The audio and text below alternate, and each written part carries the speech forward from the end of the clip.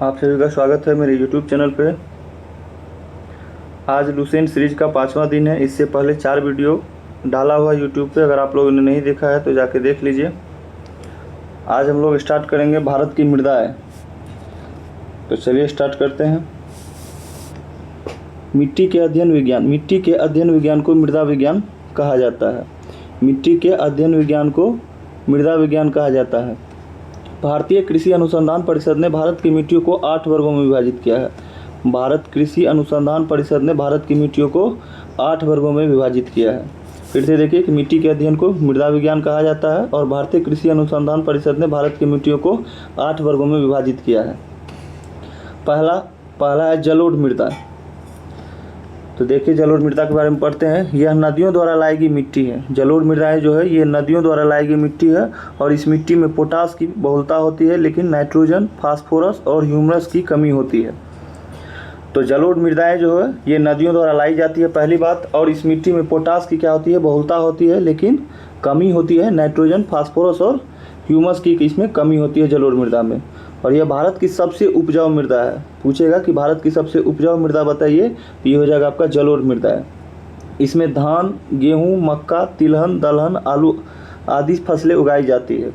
ये भारत की सबसे उपजाऊ मृदा है और इसमें धान, गेहूँ, मक्का, तिलहन, दलहन, आलू आदि फसलें उगाई जाती है जलोढ़ मृदा में। यह मिट्टी भारत के लगभग 40% क्षेत्रफल पर पाई जाती है। जलोढ़ मृदा जो है ये मिट्टी भारत के लगभग 40% क्षेत्रफल पर पाई जाती है और भारत का संपूर्ण उत्तरी मैदान, तटीय मैदान जलोढ़ मिट्टी का ही बना है। भारत का जो संपूर्ण उत्तरी मैदान है वो तटीय मैदान जलोढ़ मिट्टी का ही बना है और यह 2 प्रकार की होती है, पहला बांगर और दूसरा खादर।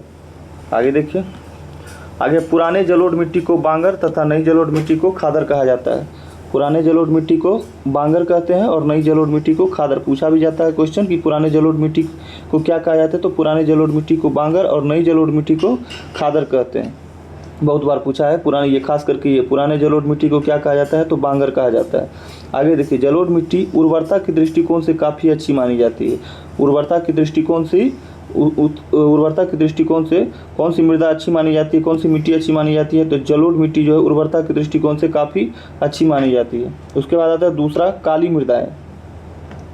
इसका निर्माण बेसाल चट्टानों के टूटने फूटने से होता है। काली मिट्टी का जो निर्माण होता है चट्टानों के टूटने फूटने से होता है और इसमें आयरन, चूना, एल्युमिनियम एवं मैग्नीशियम की बहुलता होती है।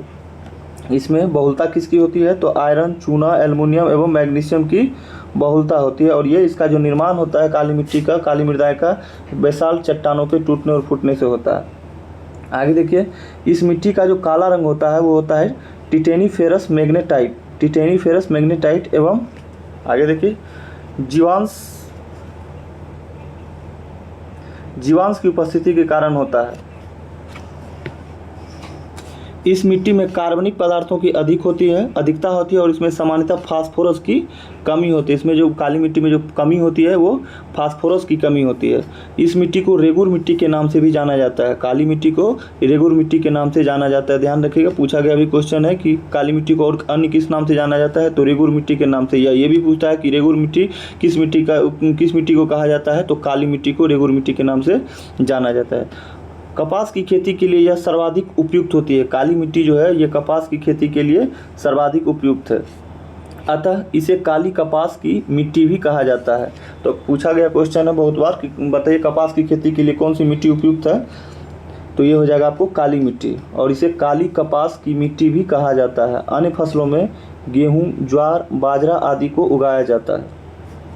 भारत में काली मिट्टी जो है गुजरात, महाराष्ट्र, मध्य प्रदेश के पश्चिमी क्षेत्र, उड़ीसा तथा दक्षिणी क्षेत्र, कर्नाटक के उत्तरी जिला, आंध्र प्रदेश के दक्षिणी एवं समुद्र तटीय क्षेत्र, तमिलनाडु के सलेम, रामनाथपुरम, कोयम्बटूर तथा तिरुवनवेली जिलों एवं राजस्थान के बूंदी एवं टोंक जिलों में पाई जाती है। फिर से देखिए, ये काली मिट्टी जो है ये गुजरात, महाराष्ट्र, मध्य प्रदेश, पश्चिमी क्षेत्र, उड़ीसा के दक्षिणी क्षेत्र, कर्नाटक के उत्तरी जिला, आंध्र प्रदेश के दक्षिणी एवं समुद्र तटीय क्षेत्र, तमिलनाडु के सलेम, रामनाथपुरम, कोयम्बटूर और तिरुवनवेली जिलों में, राजस्थान के बूंदी एवं टोंक जिलों में यह पाई जाती है काली मृदाएं। आगे देखिए, लाल मृदाएं। तीसरा है लाल मृदाएं। देखिए, इसका निर्माण परिवर्तनों के परिणाम स्वरूप रवेदार एवं कायांतरित सेलों के विघटन एवं वियोजन से होता है। लाल मृदाएं जो है इसका जो निर्माण होता है वो जलवायु परिवर्तनों के परिणाम स्वरूप रवेदार एवं कायांतरित सेलों के विघटन एवं वियोजन से होता है। और इस मिट्टी में सिलिका एवं आयरन की बहुलता होती है, यानी कि लाल मृदा में जो है बहुलता किसकी होती है, तो सिलिका एवं आयरन की बहुलता होती है। और लाल मिट्टी का जो लाल रंग होता है वो लौह ऑक्साइड की उपस्थिति के कारण होता है। इसको नोट कर लीजिए कि लाल मिट्टी का लाल रंग जो होता है किसकी उपस्थिति के कारण होता है, तो लौह ऑक्साइड की उपस्थिति के कारण लाल मिट्टी का लाल रंग होता है। किसके कारण, तो लौह ऑक्साइड के कारण। लेकिन जलयोजित रूप में यह पीली दिखाई देती है। यह भी एक बार पूछा हुआ क्वेश्चन है कि जलयोजित रूप से लाल मिट्टी कैसी दिखाई देती है, तो ये पीली दिखाई देती है। ध्यान रखिएगा कि जलयोजित रूप से लाल मृदाएं पीली दिखाई देती है और लाल मिट्टी का जो लाल रंग है ये लौह ऑक्साइड की उपस्थिति के कारण होता है। आगे देखिए, यह अम्लीय प्रकृति की मिट्टी होती है। लाल मृदाएं जो होती है ये अम्लीय प्रकृति की मिट्टी होती है और इसमें नाइट्रोजन, फास्फोरस, ह्यूमरस की कमी होती है। तो अधिकता किसकी होती है, अधिकतम इसमें रहता है सिलिका और आयरन की बहुलता होती है, लेकिन कमी जो होती है इसमें नाइट्रोजन, फास्फोरस और ह्यूमरस की कमी होती है। यह मिट्टी प्रायः उर्वरता विहीन बंजर भूमि के रूप में पाई जाती है। यह मिट्टी जो है प्रायः उर्वरता विहीन बंजर भूमि के रूप में पाई जाती है। आगे इस मिट्टी में कपास, गेहूं, दालें, मोटे अनाजों की कृषि की जाती है। लाल मृदाएं जो है इसमें कपास, गेहूं, दालें व मोटे अनाजों की कृषि की जाती है। लेकिन कपास से याद रखिएगा, कपास की खेती के लिए मुख्य रूप से सबसे ज़्यादा फायदेमंद होता है काली मिट्टी। काली मिट्टी। चलिए आगे देखते हैं। भारत में यह मिट्टी आंध्र प्रदेश एवं मध्य प्रदेश के पूर्वी भाग, छोटा नागपुर के पठारी क्षेत्र, पश्चिम बंगाल के उत्तरी पश्चिमी जिलों, मेघालय की गारो खासी जयंतिया की पहाड़ी क्षेत्रों में, नागालैंड, राजस्थान, अरावली की पूर्वी क्षेत्र, महाराष्ट्र, तमिलनाडु एवं कर्नाटक के कुछ भागों में पाई जाती है। फिर से देखिए, भारत में जो यह मिट्टी आंध्र प्रदेश, मध्य प्रदेश के पूर्वी भाग, छोटा नागपुर के पठारी क्षेत्र, पश्चिम बंगाल के उत्तरी पश्चिमी जिलों, मेघालय की गारो खासी जयंतिया पहाड़ी क्षेत्रों, नागालैंड, राजस्थान, अरावली के पूर्वी क्षेत्र, महाराष्ट्र, तमिलनाडु, कर्नाटक के कुछ भागों में यह मिट्टी पाई जाती है, लाल मिट्टी। आगे देखिए, चूना का जो इस्तेमाल कर लाल मिट्टी का उर्वरता बढ़ाई जा सकती है। पूछेगा कि किसकी इस्तेमाल से लाल मिट्टी की उर्वरता बढ़ाई जा सकती है, तो चूना का इस्तेमाल करके लाल मिट्टी की उर्वरता को बढ़ाई जा सकती है। आगे देखिए, लेटेराइट मृदाएं। आगे है लेटेराइट मृदाएं, चौथा। लेटेराइट मृदा उच्च ताप व भारी वर्षा वाले क्षेत्र में विकसित होती है। लेटेराइट मृदाएं जो है ये लेटेराइट मृदाएं उच्च ताप व भारी वर्षा वाले क्षेत्र में विकसित होती है और ये मृदाएं उष्णकटिबंधीय वर्षा के कारण हुए तीव्र निक्षालन का परिणाम है। ये जो है लेटेराइट मृदा उच्च ताप व भारी वर्षा वाले क्षेत्र में विकसित होती है और ये मृदाएं उष्णकटिबंधीय वर्षा के कारण हुए तीव्र निक्षालन का परिणाम है। और वर्षा के साथ चूना और सिलिका तो निक्षालित हो जाते हैं तथा लोहे के ऑक्साइड और एल्युमिनियम के यौगिक से भरपूर मृदाएं शेष रह जाती है। आगे है, उच्च तापमान में आसानी से पनपने वाले जीवाणु ह्यूमस की मात्रा को तेजी से नष्ट कर देते हैं। यानी कि उच्च तापमान में आसानी से पनपने वाले जो जीवाणु है ये ह्यूमस की मात्रा को क्या करते हैं, तो तेजी से नष्ट कर देते हैं। इन मृदाओं में जैव पदार्थ नाइट्रोजन, फास्फेट और कैल्शियम की कमी होती है। लेटेराइट मृदा जो है इसमें किसकी कमी होती है, तो जैव पदार्थ में नाइट्रोजन, फास्फेट, कैल्शियम की कमी होती है लेटेराइट मृदा में, तथा लौह ऑक्साइड और पोटास की बहुलता होती है। तो लेटेराइट मृदा में कमी किसकी होती है, जैव पदार्थ नाइट्रोजन, फास्फेट, कैल्शियम की कमी होती है। और वही बहुलता पूछेगा कि बहुलता किसकी होती है लेटेराइट मृदा में, तो लौह ऑक्साइड और पोटास की बहुलता होती है। लौह ऑक्साइड और पोटास की बहुलता होती है लेटेराइट मृदा में। आगे देखिए, लेटेराइट मृदाएं सामान्यतः कर्नाटक, केरल, तमिलनाडु, मध्य प्रदेश तथा उड़ीसा और असम के पहाड़ी क्षेत्रों में पाई जाती है। लेटेराइट मिट्टी जो है ये सामान्यतः कर्नाटक, केरल, तमिलनाडु, मध्य प्रदेश, उड़ीसा, असम की पहाड़ी क्षेत्रों में पाई जाती है। आगे देखिए, सेलों के टूट फूट से निर्मित होने वाली इस मिट्टी को गहरी लाल लेटेराइट, सफ़ेद लेटेराइट तथा भूमिगत जलवायु लेटेराइट के रूप में वर्गीकृत किया जाता है। इस सेलों के जो टूट फूट से निर्मित होने वाली इस मिट्टी को गहरी लाल लेटेराइट, सफ़ेद लेटेराइट तथा भूमिगत जलवायु लेटेराइट के रूप में वर्गीकृत किया जाता है। आगे देखिए, गहरी लाल लेटेराइट में लौह ऑक्साइड तथा पोटास की बहुलता होती है। गहरी लाल लेटेराइट जो होती है उसमें लौह ऑक्साइड और पोटास की बहुलता होती है। इसकी उर्वरता कम होती है, कम होती है, लेकिन निचले भाग में कुछ खेती की जाती है। तमिलनाडु, आंध्र प्रदेश एवं केरल में काजू जैसे वृक्षों वाली फसलों की खेती के लिए लाल लेटेराइट मृदाएं क्या है, अधिक उपयुक्त है। कहाँ पे? तमिलनाडु, आंध्र प्रदेश, केरल में काजू जैसे वृक्षों वाली फसलों की खेती के लिए कौन सी मृदाएं उपयुक्त है, अधिक उपयुक्त है? तो लाल लेटेराइट मृदाएं जो है अधिक उपयुक्त है। आगे है सफ़ेद लेटेराइट की उर्वरता सबसे कम होती है। पूछेगा कि किस लेटेराइट की उर्वरता सबसे कम होती है, तो वो हो जाएगा सफ़ेद लेटेराइट की उर्वरता जो है सबसे कम होती है। और केओलिन के कारण इसका रंग सफ़ेद होता है। पूछेगा कि इसका रंग सफ़ेद किसके कारण होता है, तो इसका रंग जो सफ़ेद होता है वो केओलिन के कारण इसका रंग सफ़ेद होता है। भूमिगत जलवायु लेटेराइट काफ़ी उपजाऊ होती है। भूमिगत जलवायु लेटेराइट जो होती है वो काफ़ी उपजाऊ होती है, क्योंकि वर्षा काल में लौह ऑक्साइड जल के साथ घुलकर नीचे चले जाते हैं। क्योंकि वर्षा काल में लौह ऑक्साइड जो है वो जल के साथ घुलकर नीचे चले जाते हैं। और लेटेराइट मिट्टी चाय, इलायची, काजू की खेती के लिए जो है सर्वाधिक उपयुक्त होती है। लेटेराइट मिट्टी किसके लिए उपयुक्त होती है? चाय, इलायची, काजू की खेती के लिए सर्वाधिक उपयुक्त होती है। आगे देखिए,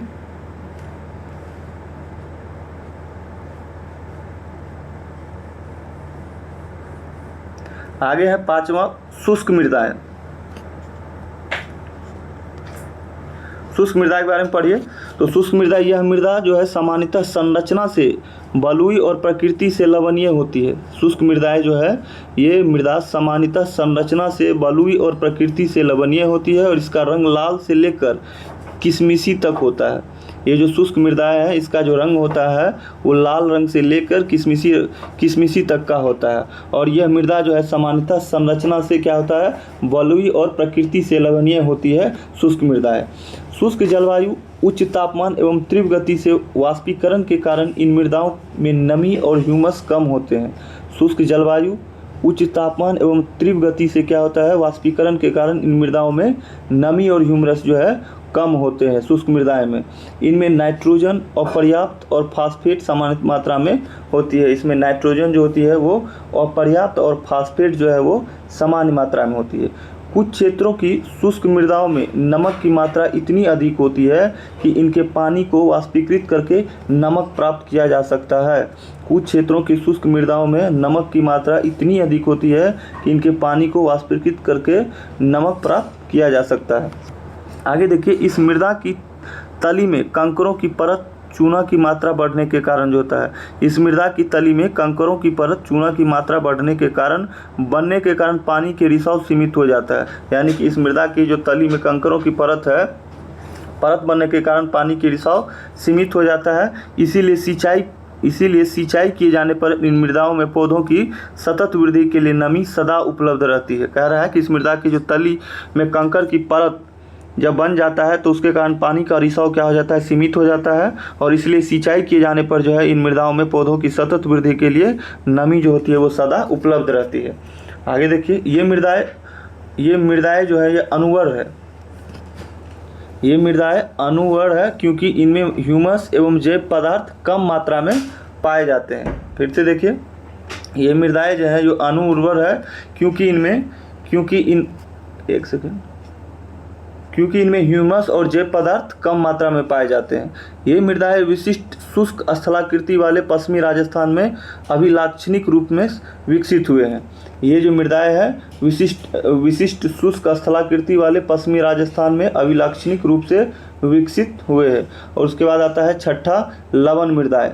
छठा आता है लवण मृदाएं। ऐसी मृदाएं को ऊसर मृदाएं भी कहते हैं। लवण मृदाएं जो है इसको ऐसी मृदाओं को ऊसर मृदाएं भी कहते हैं। इसमें सोडियम, पोटेशियम और मैग्नीशियम की अनुपात अधिक होता है। लवण मृदाएं जो होती है इसमें सोडियम, पोटेशियम और मैग्नीशियम के अनुपात अधिक होता है और यह अनुवर होती है और इनमें किसी भी प्रकार की वनस्पति नहीं उगती।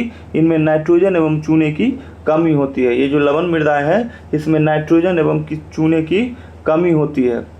ये मृदाएं शुष्क और अर्ध शुष्क तथा जलाक्रांत क्षेत्रों और अनूपों में पाई जाती है। ये मृदाएं जो है लवण मृदाएं ये शुष्क और अर्ध शुष्क तथा जलाक्रांत क्षेत्रों और अनूपों में पाई जाती है। इसका अधिकतर प्रसार पश्चिमी गुजरात, पूर्वी तट के डेल्टाओं और पश्चिम बंगाल के सुंदरवन क्षेत्रों में है। ये मृदाएं जो है पहले तो शुष्क और अर्ध शुष्क तथा जलाक्रांत क्षेत्रों में और अनुपम पाई जाती है, और इसका जो अधिकतर प्रसार है वो पश्चिमी गुजरात में, पूर्वी तट के डेल्टाओं और पश्चिम बंगाल के सुंदरवन क्षेत्रों में इसका क्या है तो विस्तार है। आगे देखिए, कच्छ के रण में दक्षिणी पश्चिमी मानसून के साथ, कच्छ के रण में दक्षिणी पश्चिमी मानसून के साथ नमक के कण आते हैं जो एक पहाड़ी के रूप में ऊपरी सतह पर जमा हो जाते हैं। कच्छ के रण में दक्षिणी पश्चिमी मानसून के साथ नमक के कण आते हैं जो एक पपड़ी के रूप में ऊपरी सतह पर जमा हो जाते हैं। हरित क्रांति वाले क्षेत्रों में अत्यधिक सिंचाई के कारण जलोढ़ मृदाएं भी लवणीय होती जा रही है। हरित क्रांति वाले क्षेत्रों में अत्यधिक सिंचाई के कारण जलोढ़ मृदाएं जो है भी लवणीय होती जा रही है और मृदा के ऊपरी परत पर नमक जमा हो जाता है। मृदा की लवणता की ऐसी समस्या से निपटने के लिए खासकर पंजाब और हरियाणा में जिप्सम डालने की सलाह दी जाती है। मतलब मृदा की जो लवणता है इसी समस्या से निपटने के लिए जो है पंजाब और हरियाणा में जिप्सम डालने की सलाह दी जाती है। आगे देखिए, पीटमय मृदाएं 7वां है। पीटमय मृदाएं, ये मृदाएं भारी वर्षा और उच्च आर्द्रता से युक्त उन क्षेत्रों में पाई जाती है जहां वनस्पति की वृद्धि अच्छी हो। ये मृदाएं जो है पीटमय मृदाएं, ये मृदाएं भारी वर्षा और उच्च आर्द्रता से युक्त उन क्षेत्रों में पाई जाती है जहां पे क्या होती है, वनस्पति की वृद्धि अच्छी हो। इन मृदाओं में जैव पदार्थों की मात्रा 40 से 50% तक होती है। इन मृदाओं में क्या होती है, जैव पदार्थों की मात्रा कितनी होती है तो 40 से 50% तक होती है। और ये मृदाएं सामान्यतः गाढ़े और काले रंग की होती है। ये मृदाएं जो होती है सामान्यतः गाढ़े और काले रंग की होती है। पीटमय मृदा अनेक स्थानों पर ये क्षारीय भी है। अनेक स्थानों पर पीटमय मृदाएं जो है ये क्षारीय भी है। आगे देखिए, ये मृदाएं अधिकतर बिहार के उत्तरी भाग, ये जो मृदाएं हैं अधिकतर बिहार के उत्तरी भाग, उत्तरांचल के दक्षिणी भाग, पश्चिम बंगाल के तटीय क्षेत्रों, उड़ीसा तथा तमिलनाडु में पाई जाती है। ये मृदाएं जो है अधिकतर कहाँ पाई जाती है तो बिहार के उत्तरी भाग, उत्तरांचल के दक्षिणी भाग, पश्चिम बंगाल के तटीय क्षेत्रों, उड़ीसा एवं तमिलनाडु में पाई जाती है। अगला आता है वन मृदाएं। 8वां है वन मृदाएं। ध्यान से देखिए कि ये मृदाएं पर्याप्त वर्षा वाले वन क्षेत्रों में ही बनती है। वन मृदाएं जो है ये पर्याप्त वर्षा वाले वन क्षेत्रों में ही बनती है। ये मृदाएं पर्याप्त वर्षा वाले वन क्षेत्रों में ही बनती है और इन मृदाओं का निर्माण जो है पर्वतीय पर्यावरण में होता है। इन मृदाओं का निर्माण जो होता है वो पर्वतीय पर्यावरण में होता है और इस पर्यावरण में परिवर्तन के अनुसार मृदाओं का गठन एवं संरचना बदलती रहती है। और इस पर्यावरण में परिवर्तन के अनुसार क्या होती है, मृदाओं का गठन एवं संरचना बदलती रहती है। घाटियों में से दुमटी और पांसु होती है तथा ऊपरी ढालों पर ये मोटे कणों वाली होती है। हिमालय के हिमाच्छादित क्षेत्रों में इन मृदाओं का अनच्छादन होता रहता है और ये अम्लीय और कम ह्यूमस वाली होती है। निचली घाटियों में पाई जाने वाली मृदाएं जो होती है वो उर्वर होती है। निचली घाटों में पाई जाने वाली मृदाएं क्या होती है, उर्वर होती है। आगे देखते हैं देश में मृदा अपरदन। एक सेकेंड, हाँ देखिए, देश में मृदा अपरदन व उसके दुष्परिणामों पर नियंत्रण हेतु 1953 में केंद्रीय मृदा संरक्षण बोर्ड का गठन किया गया। मरुस्थल की समस्या के अध्ययन के लिए जोधपुर में केंद्रीय शुष्क क्षेत्र अनुसंधान संस्थान की स्थापना 1959 में की गई। फिर से देखिए यहाँ पे कि देश में जो है मृदा अपरदन व उसके दुष्परिणामों से नियंत्रण हेतु क्या हुआ कि 1953 में केंद्रीय मृदा संरक्षण बोर्ड का गठन किया गया। कब किया गया केंद्रीय मृदा और संरक्षण बोर्ड का गठन, तो 1953 में किया गया। मरुस्थल की समस्या के अध्ययन के लिए जो है जोधपुर में, ध्यान रखिएगा, जोधपुर में केंद्रीय शुष्क क्षेत्र अनुसंधान संस्थान की स्थापना कब किया गया तो 1959 में किया गया। कहाँ पे तो जोधपुर में किया गया। आगे देखिए, आगे पढ़ते हैं।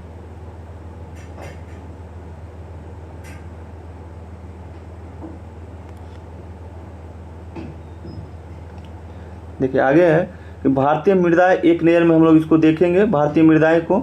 तो चलिए स्टार्ट करते हैं। इसमें पहले मृदा है, फिर क्षेत्र है, फिर मुख्य फसलें हैं, फिर पोषक तत्वों की प्रचुरता है। तो सबको हम लोग देखेंगे।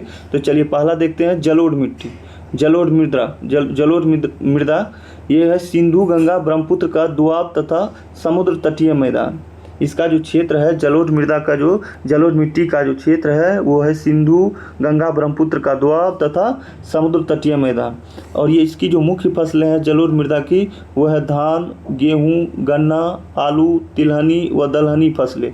ध्यान रखिएगा कि जलोढ़ मृदा की जो है मुख्य फसलें क्या सब होगा, तो धान, गेहूँ, गन्ना, आलू, तिलहनी व दलहनी फसलें। और इसमें पोषक तत्व की जो प्रचुरता होती है जलोढ़ मिट्टी में किस पोषक तत्वों की प्रचुरता होती है, तो वह यहाँ देख लीजिए पोटास एवं चूना की प्रचुरता होती है। जलोढ़ मृदा में पोटास एवं चूना की प्रचुरता होती है। पूछेगा कभी कि जलोढ़ मृदा में किसकी कौन सी पोषक तत्वों की प्रचुर मात्रा में होता है, तो ये पोटास एवं चूना की प्रचुरता होती है जलोढ़ मृदा में। दूसरा आता है काली मृदा, काली मिट्टी। काली मिट्टी महाराष्ट्र, इसका जो क्षेत्र है महाराष्ट्र, गुजरात, मध्य प्रदेश, तमिलनाडु एवं लावा क्षेत्र। यानी कि काली मृदा का जो क्षेत्र है वो महाराष्ट्र, गुजरात, मध्य प्रदेश, तमिलनाडु का लावा क्षेत्र। और इसकी जो मुख्य फसलें हैं काली मृदा का वो है कपास, सोयाबीन, चना, ज्वार, गेहूँ। फिर से याद रखिएगा कि कपास की खेती के लिए मुख्य रूप से कौन सी मिट्टी, तो काली मृदा होगी, काली मिट्टी। कपास की खेती के लिए सबसे उपयुक्त मिट्टी तो काली मिट्टी। तो यहाँ पे देख लीजिए मुख्य फसलें क्या सब है काली मिट्टी की, कपास हो जाएगा, सोयाबीन हो जाएगा, चना हो जाएगा, ज्वार हो जाएगा और गेहूँ हो जाएगा। और इसकी जो भी पोषक तत्वों की जो प्रचुरता होती है इसमें पोटास और चूना, मैग्नीशियम की प्रचुरता होती है। काली मिट्टी में पोटास, चूना, मैग्नीशियम की प्रचुरता होती है। आगे है तीसरा लेटेराइट मृदा। ये देखिए ये कर्नाटक, इसका जो क्षेत्र है कर्नाटक, केरल, तमिलनाडु, असम, महाराष्ट्र, उड़ीसा के पर्वत पादीय क्षेत्र जो होता है ये लेटेराइट मृदा के क्षेत्र है। और इसकी जो मुख्य फसलें हैं लेटेराइट मिट्टी की वो है चाय, कॉफ़ी, रबर, सिनकोना, काजू की प्रचुरता होती है लेटेराइट मृदा में। अब इसमें क्या होता है, तो लोहा एवं एल्युमिनियम की प्रचुरता होती है। लेटेराइट मृदा में पूछेगा कि किसकी प्रचुरता होती है, तो लेटेराइट मृदा में लोहा एवं एल्युमिनियम की प्रचुरता होती है। लेटेराइट मिट्टी में लोहा एवं एल्युमिनियम की प्रचुरता होती है। आगे देखिए, आगे है लाल मृदा। आगे है लाल मृदा चौथा। इसमें देखिए इसका जो क्षेत्र है वो संपूर्ण तमिलनाडु, कर्नाटक, दक्षिण पूर्व, महाराष्ट्र, उड़ीसा एवं मध्य प्रदेश का दक्षिण पूर्वी भाग। तो लाल मृदा की जो क्षेत्र है वो हो जाएगा संपूर्ण तमिलनाडु, कर्नाटक, दक्षिण पूर्व महाराष्ट्र, उड़ीसा एवं मध्य प्रदेश का दक्षिण पूर्वी भाग। और उसको जो फसलें हैं वो देखिए फसलें हो जाएगी मूंगफली, केला, तंबाकू, रागी, ज्वार, तीसी, कपास, गेहूं, मक्का। ये इसकी मुख्य फसलें हो जाएगा लाल मृदा की, मूंगफली, केला, तंबाकू, रागी, ज्वार, तीसी, कपास, गेहूं और मक्का। और इसमें लौह तत्व की प्रचुरता होती है। लाल मृदा में होती है लौह तत्व की प्रचुरता। लाल मृदा में किसकी प्रचुरता होती है, तो लौह तत्व की प्रचुरता। आगे है मरुस्थलीय मृदा। मरुस्थलीय मृदा का जो क्षेत्र है वो हो जाएगा आपको पंजाब, हरियाणा, राजस्थान, पश्चिमी उत्तर प्रदेश। याद रखिएगा कि मरुस्थलीय मृदा की जो क्षेत्र होती है वो होती है पंजाब, हरियाणा, राजस्थान, पश्चिमी उत्तर प्रदेश। और इसकी जो मरुस्थलीय मृदा की जो मुख्य फसलें है वो हो जाएगा बाजरा, ज्वार, मोटा अनाज, सरसों और जौ। बाजरा, ज्वार, मोटा अनाज, सरसों और जौ जो है ये मरुस्थलीय मृदा की मुख्य फसलें हैं। और लवण और फास्फोरस की प्रचुरता पाई जाती है मरुस्थलीय मृदा में। तो मरुस्थलीय मृदा में किसकी प्रचुरता पाई जाती है, तो लवण और फास्फोरस की प्रचुरता पाई जाती है किसमें, तो मरुस्थलीय मृदा में। आगे है छठा पर्वतीय मृदा। पर्वतीय मृदा इसमें इसका जो क्षेत्र है वो कश्मीर से लेकर अरुणाचल प्रदेश तक इसका क्षेत्र है। पर्वतीय मृदा की जो क्षेत्र है वो कश्मीर से लेकर अरुणाचल प्रदेश। और इसकी जो मुख्य फसलें हैं वो सेब हो जाएगा, नाशपाती और आलू। ये इसकी मुख्य फसलें हैं। पर्वतीय मृदा की जो मुख्य फसलें हैं सेब, नाशपाती और आलू। और इसमें पोटास एवं फास्फोरस की क्या होती है, प्रचुरता होती है। पर्वतीय मृदा में पोटास एवं फास्फोरस की प्रचुरता होती है। आगे देखिए मिट्टी की उर्वरता में कमी का कारण क्या होता है वो जानते हैं। तो देखिए मिट्टी की उर्वरता में कमी का जो कारण है पहला है पोषक तत्वों का ह्रास, उसके बाद दूसरा होता है निक्षालन यानी कि भारी वर्षा के कारण जो होता है निक्षालन। फिर तीसरा होता है अपर्दन यानी कि उर्वरता युक्त मिट्टी की सतह का ह्रास हो जाता है तो फिर अपर्दन हो जाता है। चौथा कृषि भूमि का अति उपयोग, चौथा कृषि भूमि का अति उपयोग। और पांचवा होता है दोषपूर्ण कृषि प्रबंधन। फिर से देखते हैं, पूछ सकता है क्वेश्चन कि मिट्टी की उर्वरता में कमी का कारण बताइए, इनमें से कौन सा कारण नहीं है। इस तरह से क्वेश्चन पूछ सकता है। तो पहला हो जाएगा मिट्टी की उर्वरता की जो कमी का जो कारण है वो निम्न है, 5 कारण है। पहला है पोषक तत्वों का ह्रास, दूसरा है निक्षालन भारी वर्षा के कारण, तीसरा है अपर्दन उर्वरता युक्त मिट्टी की सतह का ह्रास, चौथा है कृषि भूमि का अति उपयोग और पांचवा है दोषपूर्ण कृषि प्रबंधन। अब आगे देखिए, भारतीय मिट्टियों में सामान्यतः नाइट्रोजन, फास्फोरस और पोटास की कमी होती है। तो भारतीय मिट्टियों में सामान्यतः पूछेगा कि किसकी कमी होती है, तो ये हो जाएगा नाइट्रोजन, फास्फोरस और पोटास की कमी होती है। फिर से देखिए, पूछेगा कि भारतीय मिट्टियों में सामान्यतः किसकी कमी होती है, तो नाइट्रोजन, फास्फोरस और पोटास की कमी होती है भारतीय मिट्टियों में। भारतीय मिट्टियों में सामान्यतः नाइट्रोजन, फास्फोरस और पोटास की कमी होती है, ध्यान रखिएगा इसको। आगे देखिए, देश में मृदा अपरदन व उसके दुष्परिणामों पर नियंत्रण हेतु 1953 में केंद्रीय मृदा संरक्षण बोर्ड का गठन किया गया था। देश में मृदा अपरदन व उसके दुष्परिणामों पर नियंत्रण हेतु जो है 1953 में केंद्रीय मृदा संरक्षण बोर्ड का गठन किया गया। तो पूछेगा, बताइए केंद्रीय मृदा संरक्षण बोर्ड का गठन कब किया गया था, तो 1953 में। तो आज के लिए इतना ही। अगर आप लोगों को वीडियो अच्छा लगा हो तो वीडियो को लाइक कर दीजिएगा, चैनल को सब्सक्राइब कर दीजिएगा। Thank you.